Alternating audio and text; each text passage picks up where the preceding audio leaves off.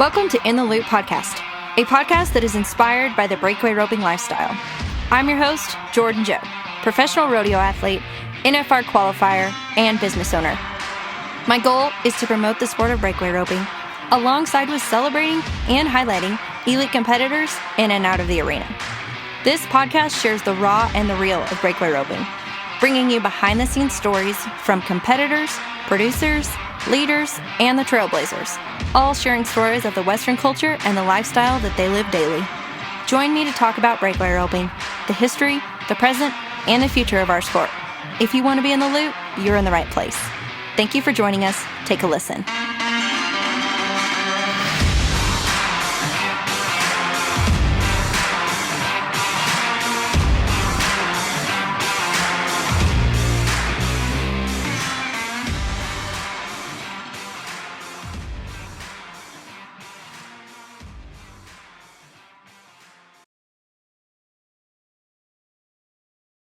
We are here with Ferron Lucero, who is a longtime fellow, I would say, announcer friend, has been involved in the sport of roping, rodeo, this industry for a long time.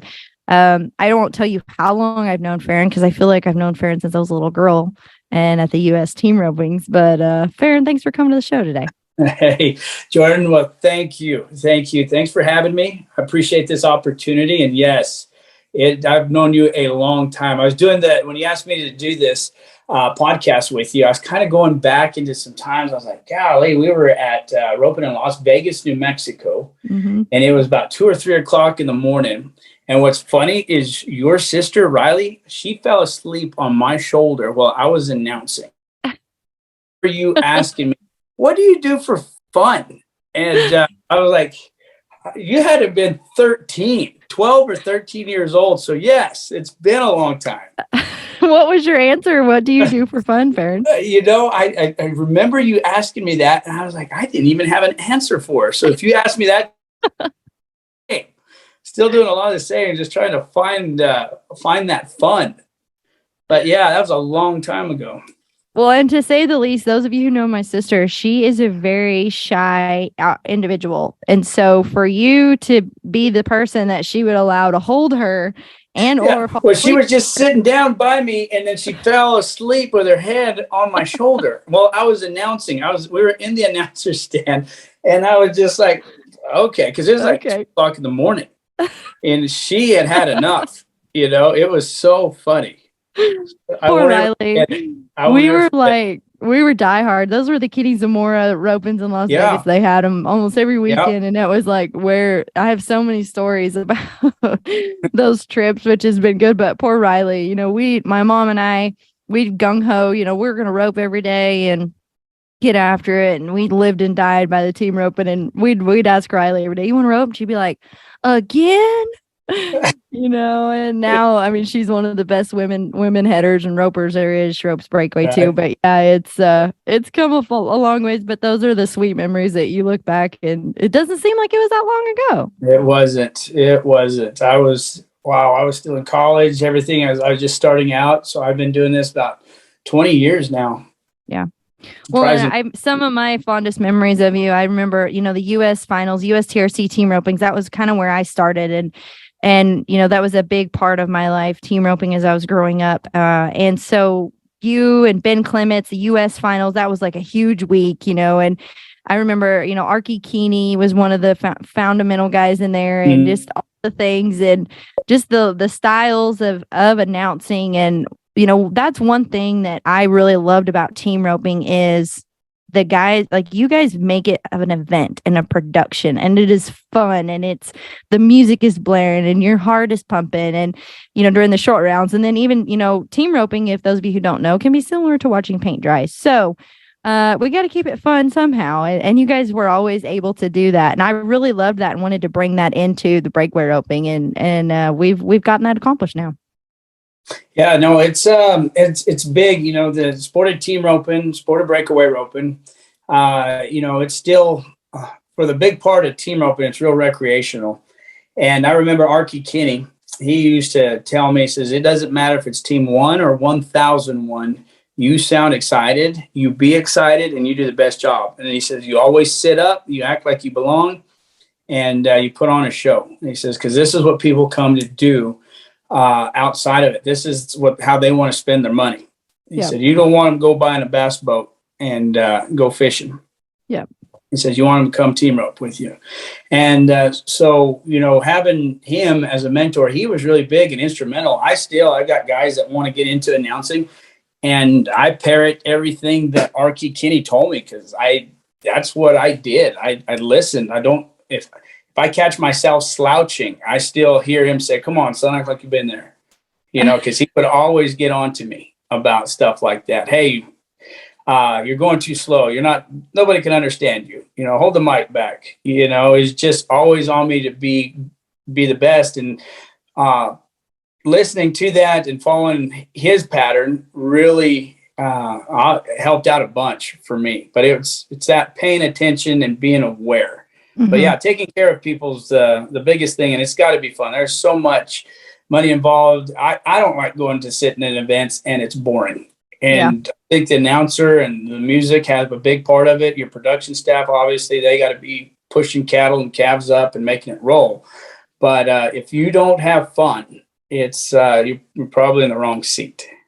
Well, and Archie, I feel like he's been so instrumental in so many people in and out of the rodeo arena. I was able to stay at his house almost every year at the college rodeo in Portales, New Mexico. He would host me there, and I have nightmares about some of the things. Like, I can still hear him saying no tempo or over the head of the intended receiver, and yes, the team opens.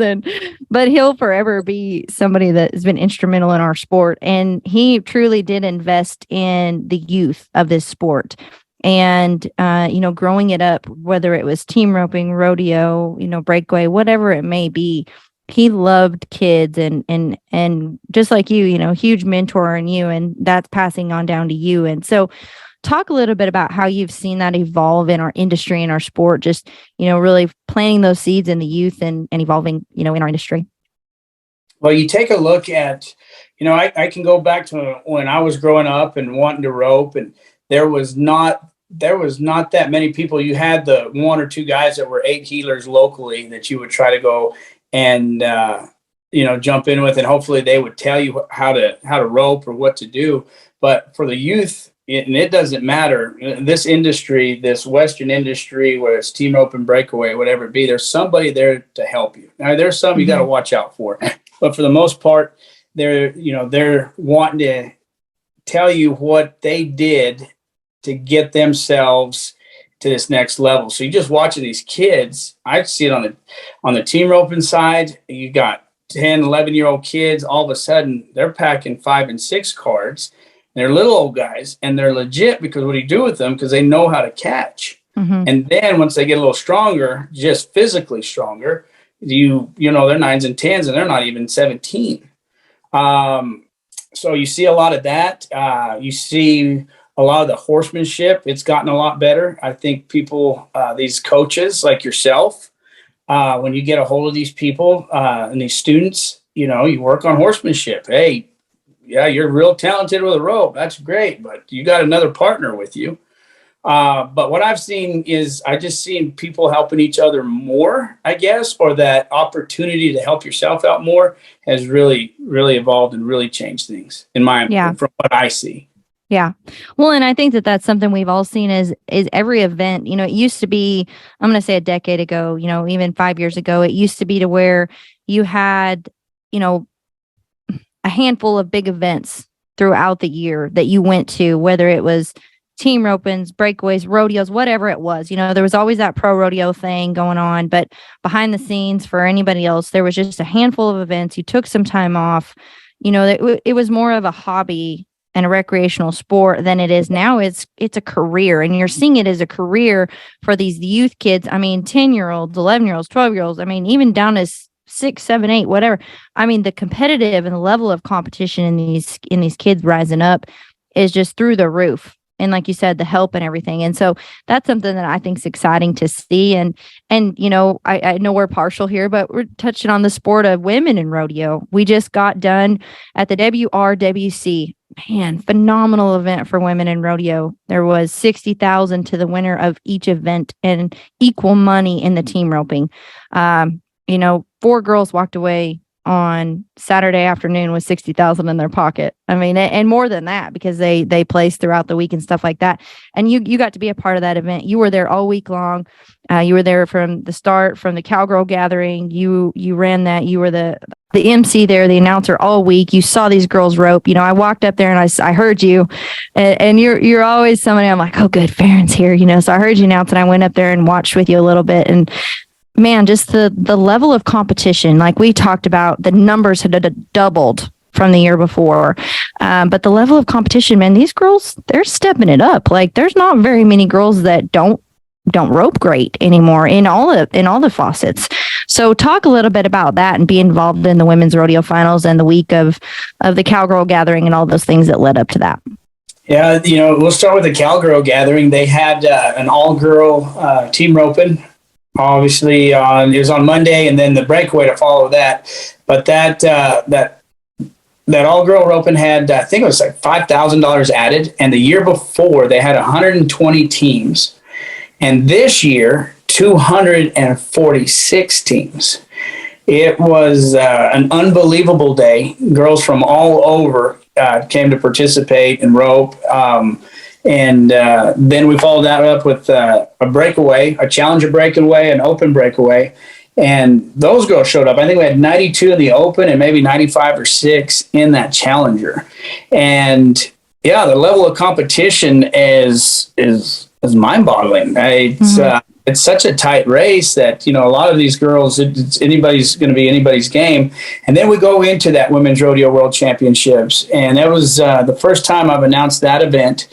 Lindsay Rosser Sumter, the commissioner for that, is she's the right one for the job. She's a spitfire. I mean, let's just say it out loud. Yeah, she's the right one for it.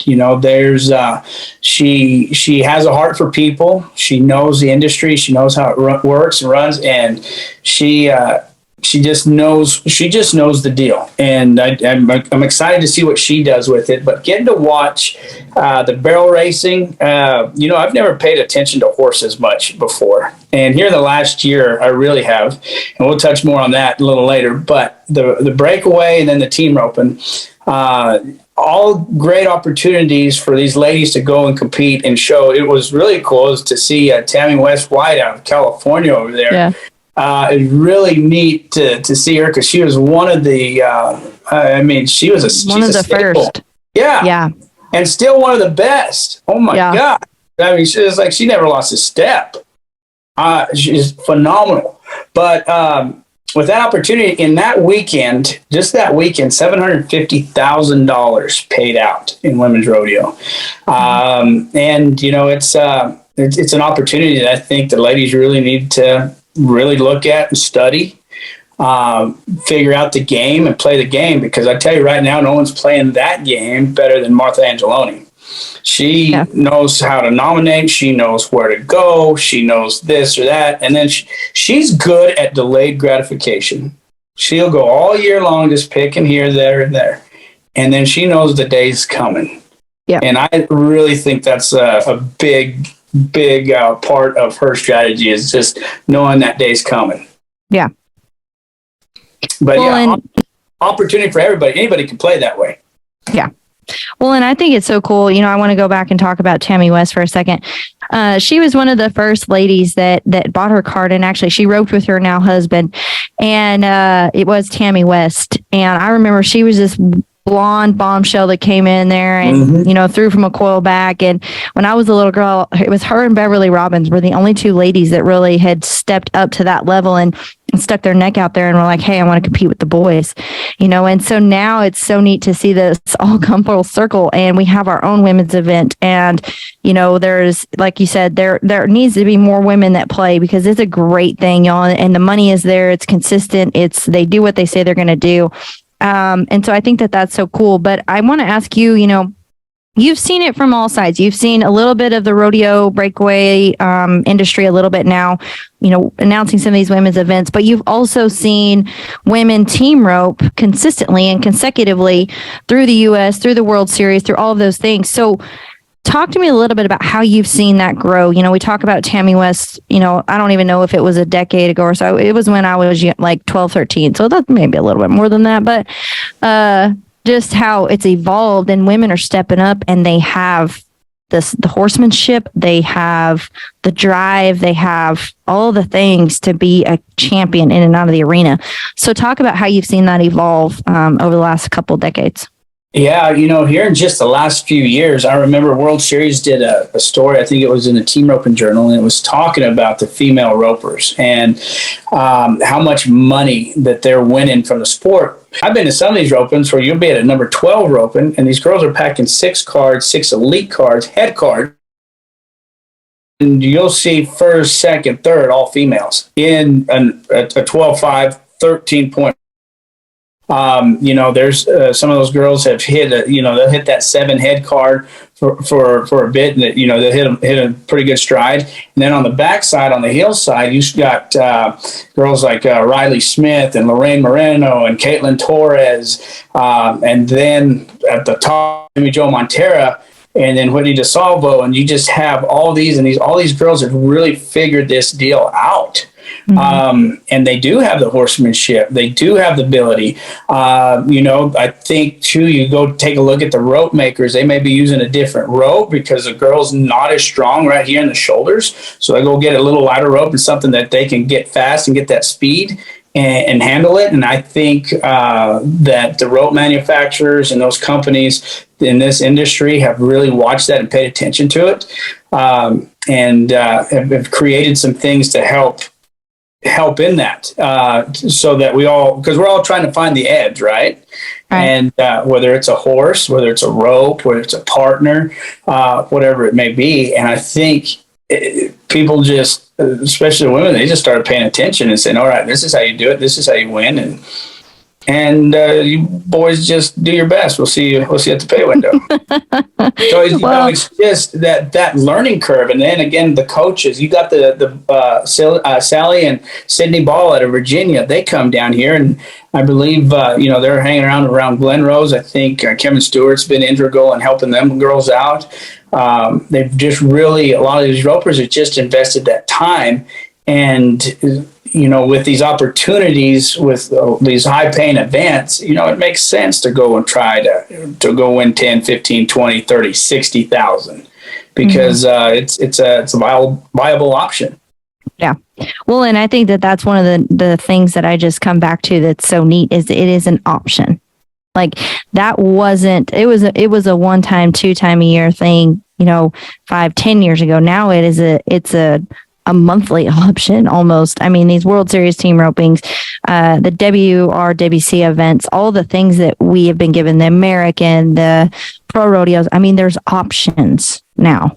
And that is so cool to see. Yeah. And it's happened so fast, is one of the neatest things. But I agree with you when you're talking about Martha, like, she has it figured out, and she is a true champion in and out of the arena. But, she came from Virginia, and she's one of my good friends, but she didn't have it handed to her. She's done the work, and she's put in the time and the investment, and she's figured it out. And she went to a lot of places that most people wouldn't go, and it's paid off, and it continues to show. And, one thing I love about her is she hasn't changed a bit since she's become a world champion, PRCA, world champion women's rodeo finals.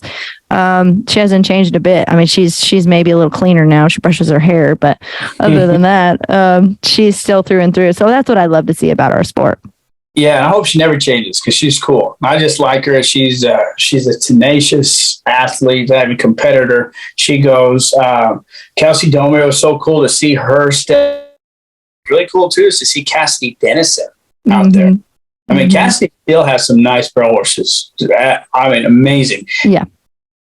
And she's like, well, let's do the breakaway too. So now she can go for an all-around type title with, and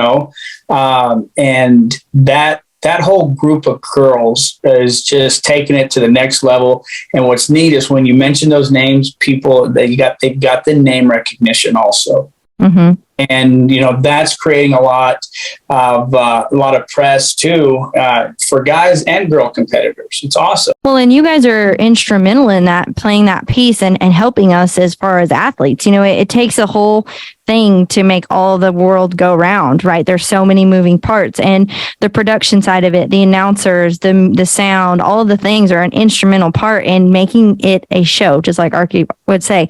And so having it as a production and having it as a show, it does pay off. But, you know, how cool was it too to see, like you touched on Cassidy Dennison and Bailey Bates. They came in the breakaway from the challenger side of it, which challenger meaning nothing other than, you know, they didn't maybe compete as much or anything. They didn't have the money on whatever their circumstances were, that they weren't, I mean, no deeming anything. So they came through all those things and still won 25,000, 15,000. I mean, what an amazing feat to be a woman in rodeo and have that opportunity. And like you said, now she's running barrels, and I'm thinking, crap, what's she going to show up with next year? Like, I'm even going to team rope next year, because I'm like, man, I need to step it up. There's all around points here. Well, why not? Because Martha grabbed $20,000 just for the all around title. Mm-hmm. And why wouldn't you? So there's that opportunity. And, you know, talking about that production, let's touch on that briefly. Like those individuals behind the scenes. So Chris Rankin and I announced it. And Chris Rankin does a lot of the PBRs. Phenomenal announcer. That guy is awesome. I love working with this guy. Behind the scenes, there's a gentleman there, Kurt Blake. He's been there for since PBR started. He's got a lot of knowledge. They had Taylor Bells running the music. She does a lot for the PBR. You've got these crews. Some of their crews are from Canada. There are 40 people on staff that are running behind the scenes, making sure the pyro works, making sure the announcers are getting the information they need, tabulating the scores, tabulating points. All this stuff is coming through around 30, 40 people.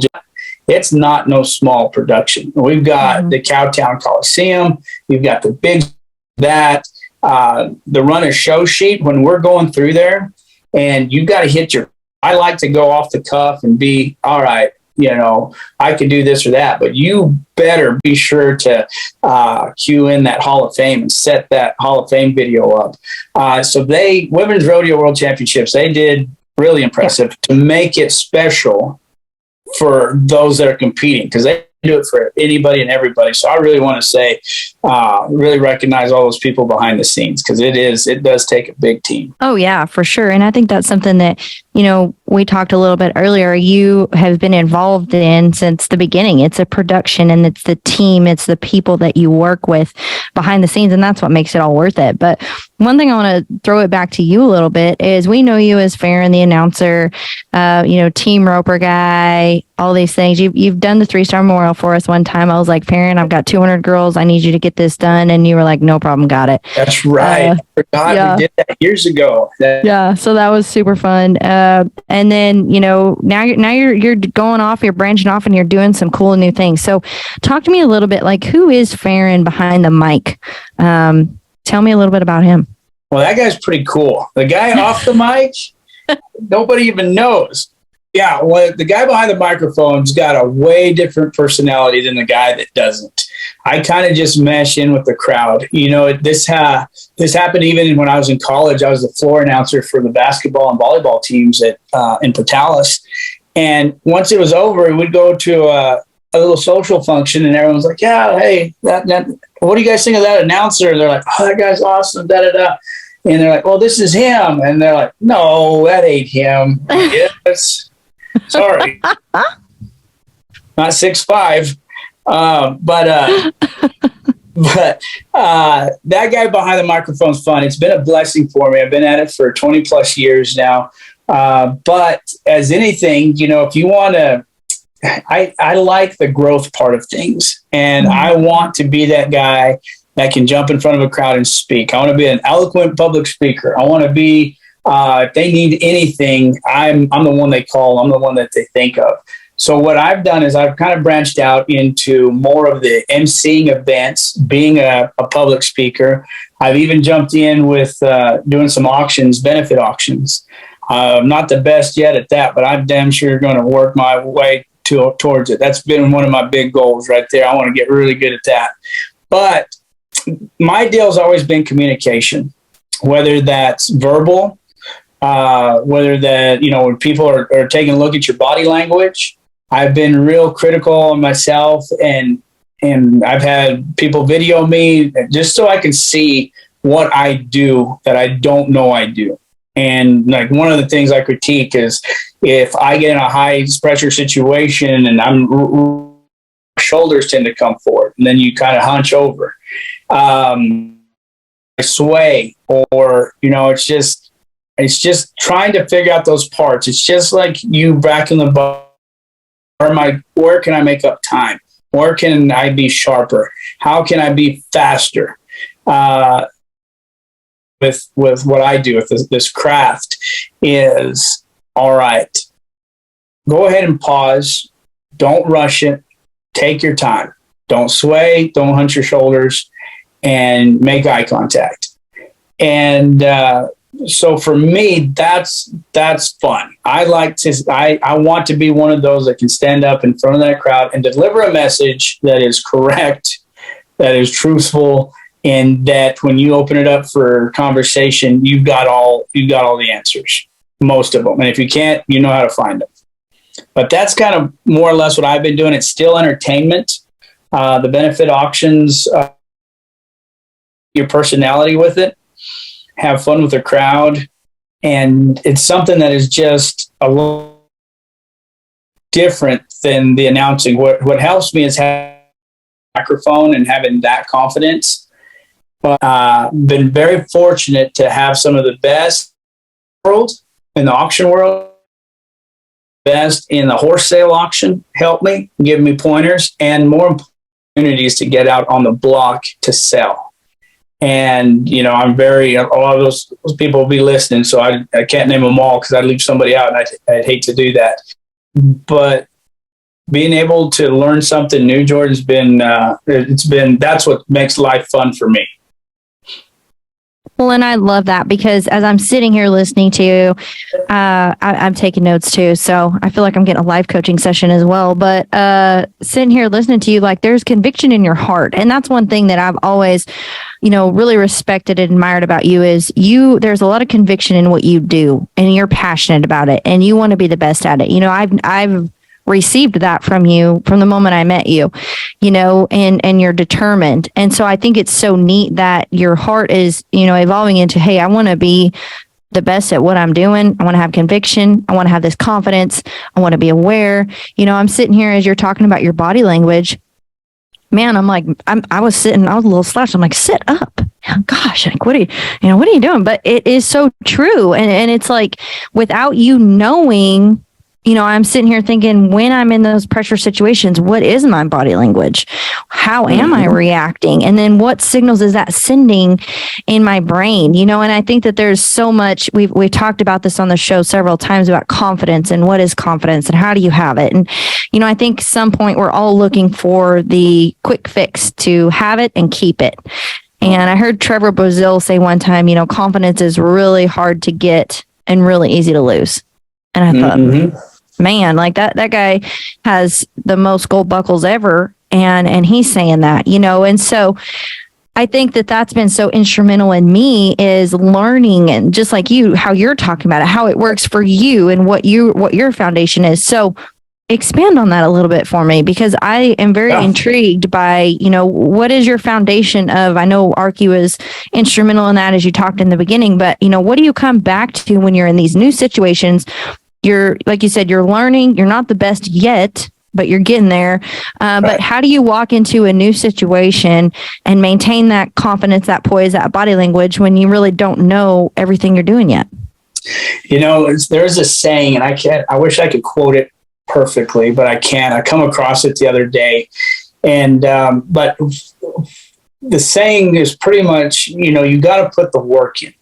You get under pressure, you don't fall to the level of your aspirations, you fall to the level of your training, something like that. Okay. So we all aspire to be the best, but we're going to get in a situation where we're going to be very uncomfortable and we may have already failed. And now we're dusting ourselves off. So and we still have to come back. We still have to perform. And I tell you, Jordan, one of the biggest things, a few years ago, I was so in my head about, there was just a lot of things going on, and I was doing a lot of reading, a lot of just soul searching. And the biggest thing that helped me, and it's continued to help me, and it's constant now, is that if we really knew how powerful our thoughts are, we would never let one negative one slip by us. That's cool. And that takes training. Okay. Because it's that self-critic in us. I don't belong here. I've got so-and-so behind me. I've got to do this. I've got to do that. There's no way I can do this. Who am I to think I'm capable? And those are very, very treacherous thoughts.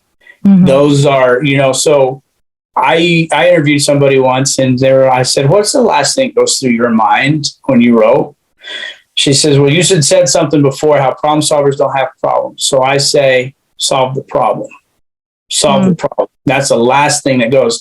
Now, if you miss, a person misses, what's the last, if you consistently miss, what's the last thing going through your mind? Some of them are like, well, don't miss. Well, that's the worst thing you could ever possibly do. Yeah.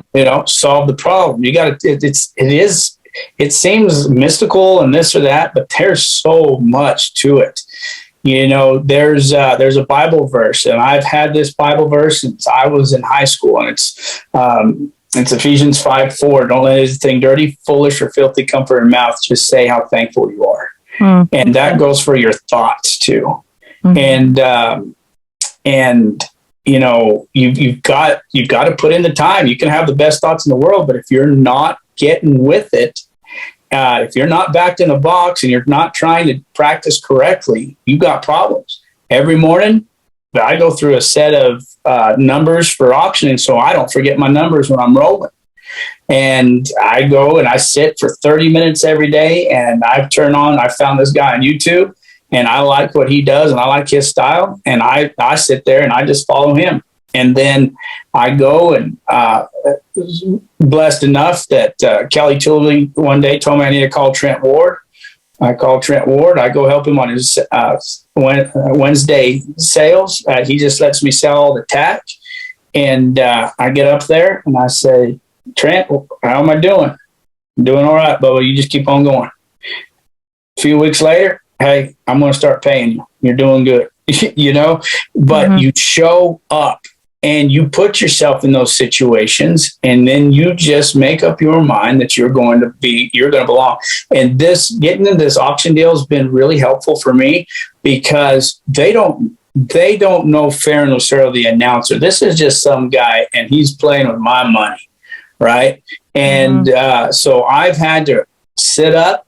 I've had to look. I've had to know when they yell back at me I messed up and they're mad about it, how to handle that situation. And say, no, I'm the auctioneer. This is what we're going to do. And you do it in a way that's respectful, because you're still dealing with a man's money. But the biggest thing for me is showing up, do things on purpose, and practice consistency. But always, when it comes down to that pressure, it's always right there, right between your ears. It's the mind. And that's got to be practiced too. Like if I let a thought come through my mind and it's negative, I'm like, no, that's not me. That's not me. I'm thinking the opposite thought right away. I'm going to address it, because I'm not going to let it slip. And that's for the last 4 or 5 years, Jordan. That's really kind of been my game and what I've been doing. I'll sit down and I'll write my goals out during the week, on the day. And when I keep that consistent, my gosh, I'm looking at a dream board that's across from me right now that I have me and my kids do that. And I'm looking just to see what I've done. And there's about 5 items I can cross off right now that I hadn't come, and I read it every day, but I hadn't crossed off. But it's that intentional. It's taking it from the mind and putting it on the paper also. That's why writing those goals are so important. So important. But you have to put in the work. You have to have it all. And you have to find out what works for you. What works for Trevor is not going to work for Luke Branquino. What works for Luke is not going to work for, there's some consistencies there where they put in the work and the practice and they do the mental game. But we got to know ourselves so well that we find all the nuances. It's that awareness that you were talking about a little bit, where you are aware. It's just like when I talk to people, I kind of just like to see where they're at. It's just, you can tell in their body language. You can tell how they respond to you. And it's like, all right, well, how can I help this person, or where do I go from here? But it's just that the big part of it, that is awareness, just being aware, kind of stepping out of that matrix and not just going through life living on default. Because when you do that, you get what life gives you, default. Right. And that's why being so intentional. I've got about 3 things. I've got so much going on, and I'm like, well, if everything's important, nothing's important. Mm-hmm.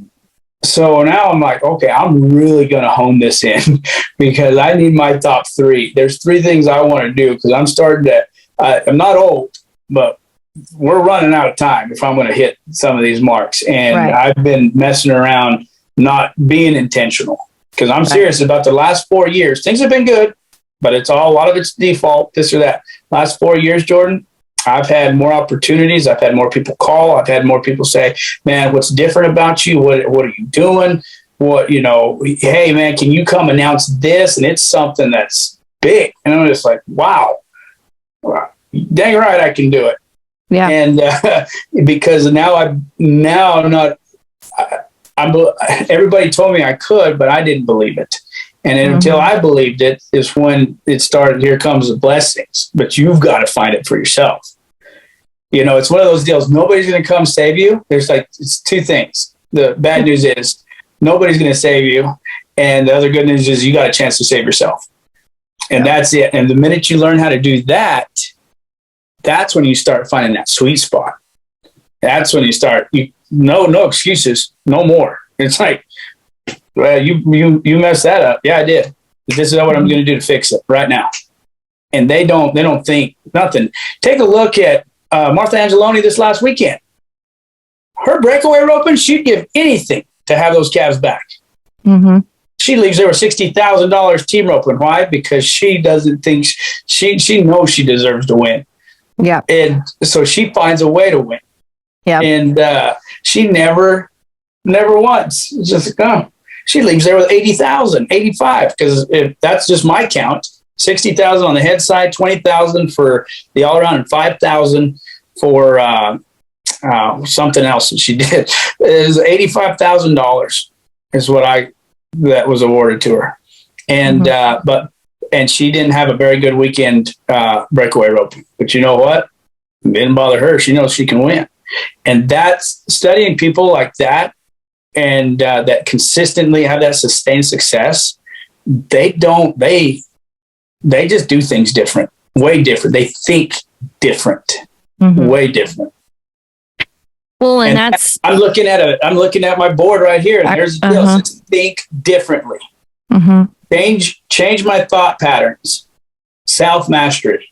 Think differently in that order. And that's what that's what I do. Well, and there's so many things I want to dive into on there. As I'm sitting here, I just ordered a vision board. Haven't done anything with it yet. It's literally sitting on my desk. But I'm sitting here thinking, how cool would it be to have a vision board and then I don't know whether it's a completed board, accomplished board, whatever, because it's like, I think sometimes you can get caught up in striving, or I can getting caught up in striving, like this, you cross it off. Well, then it's like, sometimes you look up and you forgot how far you've come. And so I think maybe I'll get another board because I'm going to have 2, like, this is what I want. And this is how far we've come, Absolutely. Just to remind yourself, hey, I got that. I got this. We've got this. But a few key words that like really just pierce me in the heart. You're intentional. You made your mind up. And you know you deserve to be there. Right. Those 3 things, I was just like, yes, you nailed it. And, one thing I loved about it is you're like, what works for you? And I think no matter what, that's one thing I think we get lost in society is like, everybody's got to be the same and do the same. And you get caught up in that, man. Yeah. And it's like a rat race. And it's like, why do I want all this? If you really ask yourself why, it's like, well, I don't know. Is it because so-and-so told you or you did it? Or is it truly, sincerely, like when I'm sitting here listening to you, like, man, I'm pumped up. Like I can go run a marathon right now. Just listen. Cause I'm like, you're driven and you're determined. And like you said, you're intentional. And you are creating life. Life is not creating you. There you go. That's exactly how it needs to be, because again, you don't want to, if you live life on default, you're going to get what life gives you. Okay. And the deal, the way I keep track is I just keep track of these vision boards, and my visions keep getting bigger and bigger. We'll go back and look at them every January, me and the kids, because they've got theirs too. That's awesome. We take a look at it. It's, and then we tweak it, right? You can tweak it anytime. But the thing is a lot of times, Jordan, for a long time, I felt, I was living somebody else's version of my life for them. And once you can't do that, here's another thing. And I tell my kids this, so I'm not telling anybody else that I would tell my kids, but I don't put my happiness on anybody outside of me. Okay. Because if you do, well, then your happiness is a new horse. Your happiness is winning a check. Your happiness is, a bunch of these things you can't really outcome. Control. Yeah. Yes. And if it doesn't happen, well, then you had a bad day. Mm-hmm. Well, no. What if you're happy on the inside? You're happy with who you are, the decisions you're making, your character, the integrity you have. You've put in the work. You know that you're giving it the best you can. And should the outcome not come your way, and it was your fault or whatever, then you work on that. But dang it, just remember there's $60,000 to win tomorrow. And we're going to do that.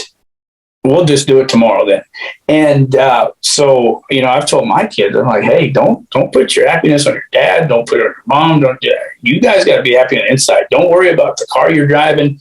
Don't worry about the friends you don't have or the clothes you don't have, because that's not what it is. I tell my kids things that I wish I would have known when I was their age. Mm-hmm. Now they can go and do things that they want. Like my daughter, it was last year and this year, she puts on their win a state championship in soccer. They play 4A here in Stephenville. They made it to the championship game this year. But, not only do you set those goals, it's like, what's it going to take? Well, we're not drinking Cokes. We're going to practice. We're going to do this. We're going to do that. And even if you don't hit the goal, there's 169 4A schools in the state of Texas. And on that day that Stephenville played Salina, there was 167 watching, and it wasn't Stephenville. Stephenville, that's awesome. So it's just you got to have your own story. You've got to shoot for your own stars, and then you go and find somebody. If somebody's breakaway roping and they're not enjoying it and they're not having success, and they would rather be a team roper, that's what you need to be doing. Yeah. Don't waste your time. Now, if you're seeing this as another opportunity and this is something you want to do, then do it. Because I'm going to tell you, like me, I go to this auction deal. I've had guys tell me, you're 42 years old. I thought I was old when I was 21. And I'm like, sit back and watch. And non-believers? I'll make you a believer right now. I'll get you to raise your hand right here. I'll get you, but it's, it's good to have that too. It's good to have people come up in adversities and all that. Otherwise you wouldn't have winning stories. But I'm looking at a deal right now that says conduct 4 benefit auctions by the end of the year. I told you 5 already. And, awesome. It's just going and doing what you're supposed to do, but you got to pick. You can't pick and then, tomorrow I'm going to do something else. Yeah. Like my buddy, I had a Paul Moya, and he's a big time keynote speaker. He's graduated from Notre Dame. He's a Rhodes Scholar, graduated from Harvard, this or that. He gives a lot of keynotes, and he's 30 something years old. And I talked to him the other day, and he says, man, have you picked your lane? I said, man, I've got my lane picked, and that's where we're at. And but you got to surround yourself with some good people. And the other thing, Jordan, don't tell everybody what you're doing. People take your energy away, and they don't mean it. Some of your closest friends, you could tell them you want to be the world's champion. Well, you can't do that. You don't have the horse. Or, hey, maybe we need to get you a better horse. And now it's all this, they're trying to help solve a solution for you, and they mean well. Just do it. Don't tell anybody. Heck, I got to the point, one of the other deals that I learned is not to tell anybody anything. I used to tell, hey, I got this opportunity. I got that opportunity. This one's coming up. Jordan, they don't know now until it happens. Yep. Maybe. Well, and I think it's like I heard the other day, I can't remember where it came from. It was one of the best things I heard. And it was like a slap in the face, but it was so good for me because it said, you attract what you value. Mm-hmm. So the words, the people, all the things, like you're saying, your identity, what you believe, all those things, whatever you value, you attract, good or bad. Yeah. And I was like, ooh. It was great. I was like, this is awesome. But still, it's like, I took a step back and I had to reevaluate and do some different things. And, when we say this stuff, it's like, don't think this is easy. And that's another thing I want to touch on. Like, I'm so thankful before you talked about this, you were like, hey, I was going through the worst, like probably the toughest time in my life. I was doing some soul searching, like even a little similar to my story, like until the last, I'm going to say year. I didn't make decisions because it benefited me. It was always, always, always about somebody else. Mm-hmm. And going through those valleys and the defeats and the letdowns and all those things, it sucked. And it's, you always want to avoid those things. Like we try our best to get out of those things, but those are the things that refine us through the fire. Absolutely. And get us to where we are. And so then it's a cool place to look back and be like, I'm thankful for that trial, for that challenge, for that, obstacle, because that's why it brought me here, just like you. And then even the obstacles to come, Graham Cook, I love him. I listen to him a lot. He's a preacher, a pastor, I should say. And he always says, if you have a problem, God has a bigger answer. So call your friend and be like, guess what? I've got a huge problem and God is going to fix it. Nah. Like, you know what I mean? Like they're just a different perspective. So I don't know. I think that's kind of cool, but I love how you talked about your adversity and how it helped to get you to where you are. Yeah, absolutely. And it's just one of those deals, Jordan, where it sounds easy and it's not. And that's the beauty of it. And the thing too is when a person becomes aware of stuff, a lot of this stuff a person didn't have to go through, because a lot of my things were self-inflicted. Yep. And because it was, again, living by default. You think you got to go do this and you got to go do that. Hell, you don't have to do nothing. Yep. And you find out what's going to give you the biggest return, because, that's if you want to be happy, do what makes you happy. There's rules there, but it's you just make sure everything's in line and you've done your homework and you tweak it. And just stay intentional. Yeah, I love that. That's a great word, is intentional, and I think that you can work backwards from there, start at the intentional and then work backwards, intentional in your life, your relationships, your jobs, whatever that may be, your family, all of those things. But one thing I love, and you said it over and over again, like you come back to your foundation. One of the things you did through those years or the year, whatever, that you went through that trial, you built this foundation and you're like, this is me. This is who I am. This is what I come back to. And then that training you were talking about. So if you could give somebody that's going through some things right now, any kind of tip or incentive or how you kind of created your process, what would you share with them today? Absolutely. I took it from my mind and I wrote it down. Okay. So if somebody's going through some adversity, whether it's, it's a relationship type deal, it doesn't even have to be a sport or rodeo or team up. It's just something that's, because we all life things. Yeah. We're just human, right? First off, you're human. So congratulations. You're going through something, welcome to the party. Not really alone. You've got, if you don't have a circle around you, and it's like my deal, I had my sister to help me. I had one really close person and I'm thankful for her.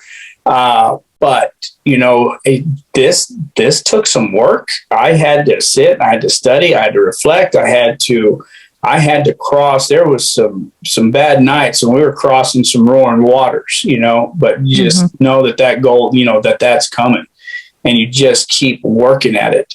And when we're working at it, if you're battling your mind, that's where the work's got to come in.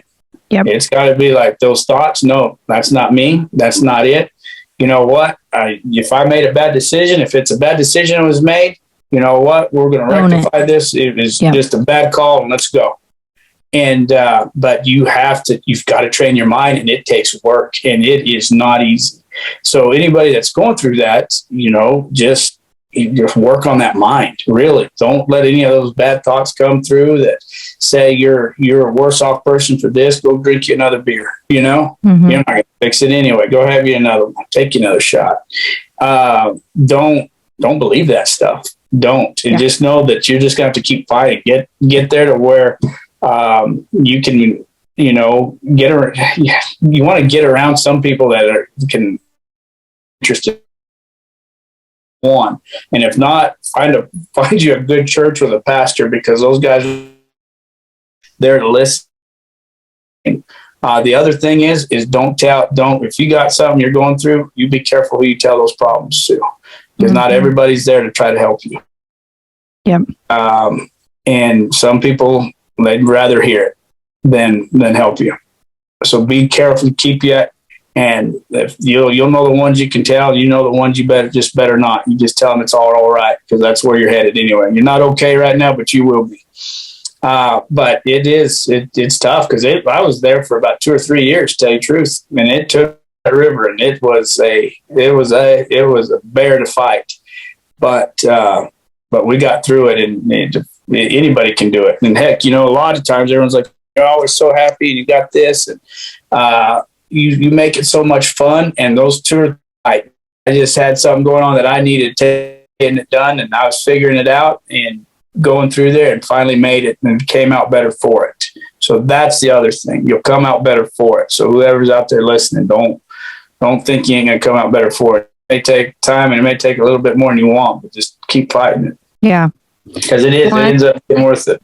It is worth it. And, one thing for me has been a foundational thing. And, I grew up going to church. We went to church on Sundays. And, we said the prayer before we ate and everything. And that was good. But I never really personally made the choice to have a relationship with Jesus, honestly. Like it was something that, I wore a cross and I went to church, and then I was the other me 6 days out of the week, and right. Really making that choice, just like you're talking about, making the choice. But for me, that's where the foundation comes in, like you're talking at. So this morning, I'm going through Psalms right now, reading through there, and Psalms 12 said, "For every word God speaks is sure, and every promise true. His truth is tested, found to be flawless and ever faithful. It's pure as silver, refined 7 times in a crucible of clay." But just knowing that I am human. I'm not perfect. There's no way. No. God is. His word is true. His word is faithful. So for me, that has been something that through all the valleys I've been through myself has been something that has been a staple for me to come back to. Not that not that it's just easy in any time, but it's like, I trust it. I believe it, and I can stand on it through the good and the bad. And that's been something for me that's been super helpful. Absolutely. Yeah. If I get to, because there's times that, you can get down and people are complaining about this, and I hit that Ephesians 5:4. Don't do it. Don't say anything. Just say how thankful you are. And it's like, man. Shut them down. It's just like if someone's complaining, well, this and that, and the cattle, this and that. You know what? Well, I'm just glad to be here. I can't. Hey, we'll see you out there, man. Good luck today. I'll show you how to rope the dragger. That's so true. Well, and I think that's great advice too, because it's like, that's where I learned is these tidbits. It's like, it's okay. Give yourself permission. Like, you don't have to be rude. Just walk away. Be like, hey, man, have a great day. See you later. Gotta go to the restroom, whatever. Car's on fire, going through a tunnel. Right. I mean, make up excuse, gotta go get grandma, but whatever it is, like, just get out of there. Don't sit there with them. Shoot, you'd be thinking everything's wrong. But yeah, and the other thing too, like going back real quick, Jordan, on what would you tell somebody is like, well, what would you tell somebody? Like if you got a friend that made a mistake and they are down, how are you going to talk to them? Hey, you're good. Come on. We're going to sit through this. We're going to get it figured out. That's how you talk to yourself. Give yourself grace. Give yourself grace. Talk to yourself like you would your best friend that messed up. Like, hey, man, bad break. Let's go. Come on. Don't do that. Don't do that again. Well, learning to love yourself, I mean, That's the big, and I think it's overlooked and like, oh, I don't need that, but you do. Like you said, your happiness has to come from you. It has to. And everybody says that, and it's all this and all, you know, people will be like this or that, but I tell you what, try it on. Yeah, you got to live it. You got to try it on. Try it on. Yeah. Well, one thing which I know we've kind of touched on this the whole like last little half, but I'm going to ask you anyway, because I ask everybody on my show, if you had to go back and tell your younger self one thing, what would it be and why? Wow. That seems like so many moons ago. It's like, I don't even know that guy anymore. Well, I mean, you just a little bit of gray in your beard. So, I mean, don't like age yourself so much. I mean, yeah. Kind of. That younger guy. I'm going back to that 18-year-old guy that, boy, you just had an inkling of an idea. And wow, all that worry and everything that I put into, I don't worry as much anymore, Jordan. So I would tell that younger guy, if I could go back and just tell him and just live kind of now, I'd be like, don't worry about 3/4 of the stuff you've worried about, because first off, most of it was created in my mind. I was a worry wart. Boy, I would worry about anything. And I was concerned a lot about what people thought of me. So I tell that person, don't worry that much. Find it out. Find that intent and write it down. Write all the things down you wanted to do. Figure out how you're going to do them, and just start walking that way. Start walking, because I overthought everything, and that was not it. That didn't treat me so well, and that wasted a lot of time. Well, I beg to differ. I mean, I think it's a good advice, but I also beg to differ, because you are right where you're supposed to be right in this moment because of what you've been through. Right. Yeah. There's some, yeah. And you have lots of time in front of you, even though you are old. I mean, you're kind of getting nervous. But then too, not even just that, like one thing I want to applaud you for, which I'm not a parent, but you're raising your kids, you're changing the trajectory. You're making the change. You're raising your kids the way you see yourself now and how you want them to see themselves. And that is something that's amazing. Yeah, I'm proud of them. I've got 3 of them. Out of all 3 of them, they've all accomplished a lot. They're good kids and they're making good decisions. And I tell them, hey, look, that's all you got to do is make some good decisions. And hey, this is how you need to think. This is how you need to talk. This is where you need to get to. And they've paid attention. And so, yeah, it's as a parent, that does feel good. Now, their kids, things can happen at any time, but you just love them. And but yeah, it's been, like I said before, I've told them everything I wish that I would have known. Mm-hmm. And they take with it from there. I mean, they're going to come of age one of these days where they're accountable, and hopefully they have something that they can fall back on. So if they get into a situation, oh, I remember when I did this, or when I do this, we got this outcome. Mm-hmm. But this is how we got to do it. And they can fall back to that level of training, right? Right. When you don't have that level of training, again, you're just flailing. You don't know. It's just like watching some young girl back in the box, and I'll use my dad for example. He didn't grow up team rope. He wanted it so bad, Jordan. He was in Las Vegas, New Mexico. He shows up to a team rope, electrical tape on his horn, because that's what he thought everybody else had. And Martin Lucero's dad, seen him, and he called my dad Darvin, and he called me Little Darvin, and I don't know why. Oh gosh! But he says, "Hey, Darvin, you want to learn how to rope?" I do. Okay, well, come on. So I don't know how old he was, 17, 18 years old, and back in the old number systems, he got to a 5, which would be a 7 today. Mm-hmm. In the new system, but he didn't know, right? And one of the Petskas is quoted to say that, I don't know if it was Monty Joe or who, somebody told me this, and I always think of this: you can only teach your kids all you know. Yeah, and that sticks with me, because I had somebody the other day, like my boy Eli. He can run heavy equipment. He can drive a skid steer. He whatever it is. He's 12, and he goes and hangs out with his buddy.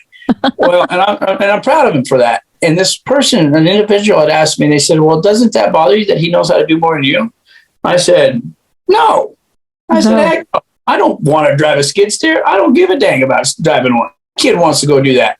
I like going and doing this stuff. I said, I'm going to give him the opportunity to be around people that are knowledgeable, good, and they can do it. If any of my kids ever want to start rodeo, if Bella wants to breakaway, I'm calling Jordan. Jordan, I got a daughter. She needs the help. Can you help me? Mm-hmm. Yes or no? Hey, yeah, I can, or no. Hey, let me tell you who can, because I know it's available. Eli, my other boy, wants to go rope. I'm going to call Kevin Stewart. Kevin, I got a boy that needs to learn horsemanship and how to rope. Can you help him? I've got a younger boy. He may want, I don't know what he wants to do, play basketball. And hey guys, who's a good coach that can help an 8-year-old kid how to do something right? Yep. I want them to go learn stuff that I never had the opportunity to do and wanted to, because when you surround yourself around the right people, you get the right outcome. Yep. That's my parenting advice too. Now, don't be so wanting to hold on to this or that you don't let them go. And then for me, it works. I want them to go experience that. And I want them to do it in the right way. Otherwise, it's just frustrating. Well, and I mean, at the end of the day, what your foundation is and what your base is and where you're at, doing what's right. That's something that means something to you and your family, and you can live with that. You can go to sleep with that. You can sleep easy all night long doing the right thing, and that's what you built your family on. And so, I mean, it doesn't get much better than that. No, it's good. It's that's the other deal. It's working, so it's good for me. And it, again, what works for me doesn't work for everybody else. But I know that you have to have some foundation that you can fall back on. And work from there, because once the heat is on, you're going to default to your level of training. Yeah. Well, and I think the biggest thing that, I got 3 pages of notes here, Ferron, but the biggest thing I got out of today was that, do what's right for you, but then also it doesn't have to be perfect, but you do need to be intentional. Make that stand, make those vision boards, be intentional, make your decision. You belong, but it doesn't, it's got to be what's right for you. And you got to take it and run with it, and be your own individual person. Be you. Do not conform to anybody else. Stand out, be yourself. I'll tell you one more story, and it's another kid story. It's funny what you learn from these kids. We went to Disney World last year. And my youngest, he likes Star Wars. And I still yet to see a whole Star Wars movie. I don't like Star Wars. But there's a ride there. And on that ride, you can control the spaceship. And they let him control the spaceship. And then Eli, my other boy, he's on the right side. He has to fix things. My daughter, Bella's to my left. And there's another lady that's our guide. And then this other guy that gets in there with us. Anyway, Ace is flying this thing, and he's not doing a very good job, but he is laughing.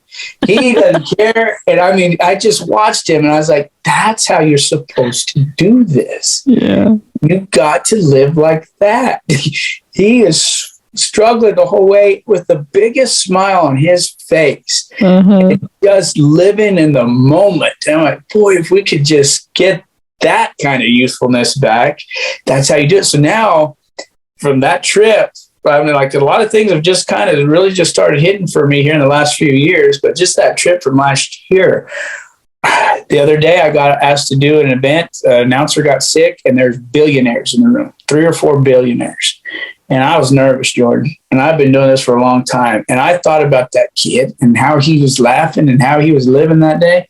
And I thought, you know what? I want to invite these guys into my world. This is how I have fun.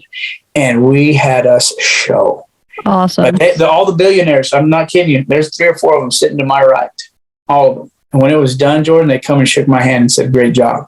That's awesome. But I went back just to watch him. When I was watching my boy having fun, just not knowing what the hell was going on, but having a blast. And I thought, that's how I'm going to do it.